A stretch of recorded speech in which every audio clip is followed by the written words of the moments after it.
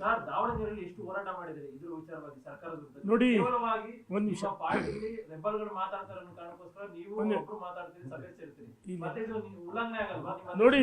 ಈಗ ಮಾತಾಡಬೇಡಿ ಅಂತ ಈಗ ಏನಾಗಿದೆ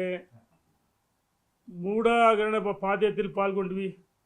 ವಾಲ್ಮೀಕಿ ಹಗರಣ ಹೊನ್ನಾಳಿ ದಾವಣಗೆರೆ ಮತ್ತೆಲ್ಲ ನಾವು ಕುಳಿತಂಥವರು ಈ ಗೋವುಗಳ ಕೆಚ್ಚನನ್ನು ಕತ್ತರಿಸಿದಾಗ ನಾವೆಲ್ಲ ಕಾಂಗ್ರೆಸ್ ವಿರುದ್ಧ ಧ್ವನಿ ಎತ್ತಿದ್ವಿ ಹೋರಾಟ ಮಾಡಿದ್ವಿ ನಮ್ಮ ಹೋರಾಟ ಕಾಂಗ್ರೆಸ್ ವಿರುದ್ಧ ಆದರೆ ನಾವು ಮಾಧ್ಯಮ ಉಲ್ಲಂಘನೆ ತಿಳಿದ್ರಿ ಅನಿವಾರ್ಯವಾಗಿ ನಾವು ಮಾತಾಡ್ತಾ ಇದ್ದೀವಿ ಅನಿವಾರ್ಯವಾಗಿ ಇಲ್ಲ ಸುಮ್ಮನಿದ್ರೆ ಇವ್ರದ್ದು ಜಾಸ್ತಿ ಅತಿ ಆಗುತ್ತೆ ಅದಕ್ಕೋಸ್ಕರ ನಾವು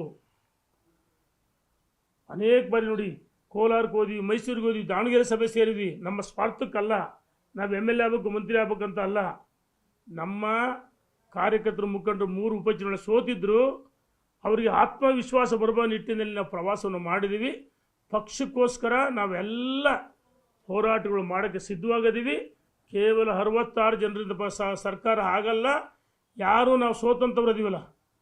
ನಾವು ಒಳಗಡೆ ಬಂದರೆ ಸರ್ಕಾರ ಆಗುತ್ತೆ ಅಂತೇಳಿ ವಿಜೇಂದ್ರ ಅವರು ಸಭೆ ಕರೆದದ್ದು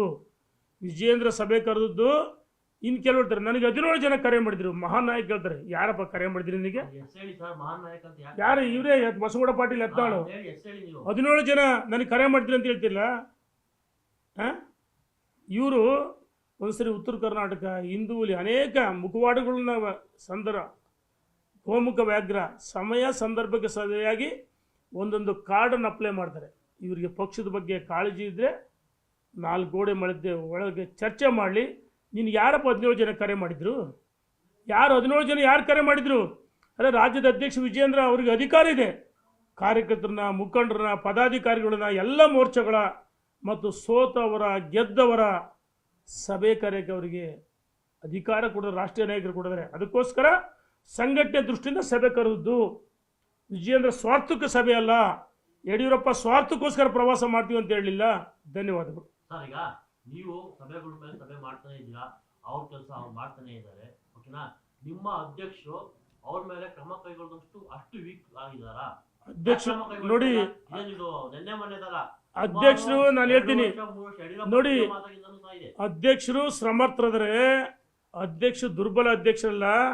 ಒಬ್ಬ ಸಮರ್ಥ ಅಧ್ಯಕ್ಷ ಕರ್ನಾಟಕದಲ್ಲಿ ಭಾರತೀಯ ಜನತಾ ಪಾರ್ಟಿಯನ್ನು ಕಟ್ಟಿ ಬೆಳೆಸ್ತಾರೆ ಅಂತೇಳಿ ವಿಜೇಂದ್ರ ನಮಗೆ ಅಧ್ಯಕ್ಷರು ಮಾಡಿದ್ದು ಅವ್ರು ನಡೆದಂಥ ಉಪಚುನಾವಣೆಗಳಲ್ಲಿ ಹಿಂದೆ ಸಾಮರ್ಥ್ಯ ತೋರಿಸಿದ್ದಾರೆ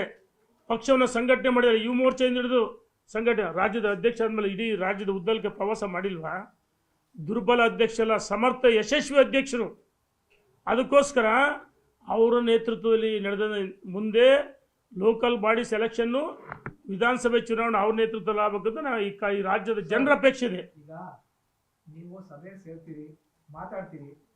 ಯಾವ ನಾಯಕರ ಹೆಸರು ನೀವು ಹೇಳಲ್ಲ ನಿಮ್ಮ ಪಕ್ಷನೂ ಹೇಳಲ್ಲ ಇದು ಗೊಂದಲ ನೀವು ಸೃಷ್ಟಿ ಮಾಡ್ತೀರಿ ಅವರು ಸೃಷ್ಟಿ ಮಾಡ್ತಾರೆ ಹೇಳಿದ್ನಲ್ಲ ಹೆಸರು ಈಗ ನಾನು ಹೇಳ್ತಿಲ್ಲ ಒಂದು ನಿಮಿಷ ಸರಿ ಒಂದು ನಿಮಿಷ ರಮೇಶ್ ಅಣ್ಣ ನನ್ನ ಸ್ನೇಹಿತೆ ಆತ್ಮೀಯನೇ ಆದರೆ ಅನಗತ್ಯವಾಗಿ ಯಡಿಯೂರಪ್ಪನವ್ರ ಬಗ್ಗೆ ಟೀಕೆ ಮಾಡಬಾರ್ದು ಅಂತ ನಾನು ಹೇಳಿಕ್ಕೆ ಇಚ್ಛೆ ಪಡ್ತೀನಿ ಯಾಕಪ್ಪ ಟೀಕೆ ಮಾಡ್ತೀಯಾ ಎತ್ತಾಳ್ರು ಅವರೇ ನಮಗೇನು ವಿರೋಧಿಗಳಲ್ಲ ಆತ್ಮೀಯರೇ ಆದರೆ ನಿಮ್ಮ ಸಂಘರ್ಷ ಕಾಂಗ್ರೆಸ್ ವಿರುದ್ಧ ಇರಬೇಕು ರಾಜ್ಯದ ಅಧ್ಯಕ್ಷ ವಿರುದ್ಧ ಅಲ್ಲ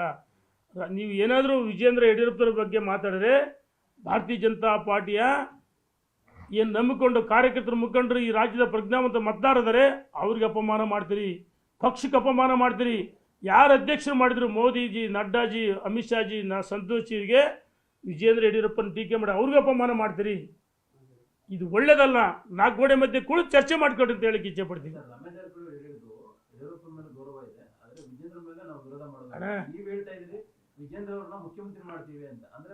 ಒಂದ್ ನಿಮಿಷ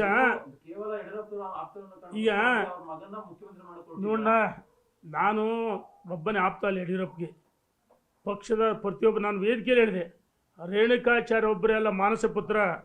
ಇಲ್ಲಿರ್ತಕ್ಕಂಥ ಎಲ್ಲರೂ ಯಡಿಯೂರಪ್ಪನವ್ರಿಗೆ ಮಾನಸ ಪುತ್ರರು ಯಡಿಯೂರಪ್ಪ ಪಕ್ಷ ಅಂದರೆ ಅವರ ಸಂಘಟನೆ ಉಸಿರು ಪರಿವಾರ ಆ ಅಂತಂದು ಬಂದಿರ್ತಕ್ಕಂಥ ಯಡಿಯೂರಪ್ಪನವರು ಯಾವ ಪಕ್ಷವನ್ನು ಕಟ್ಟಿ ಬೆಳೆಸೋ ಒಬ್ಬ ಮಹಾನ್ ನಾಯಕ ಯಡಿಯೂರಪ್ಪನವ್ರ ಜೊತೆಗಿರ್ತ ನಾವೇನು ಕಾಂಗ್ರೆಸ್ ಜೊತೆಗಿರೋಕ್ಕಾಗತ್ತ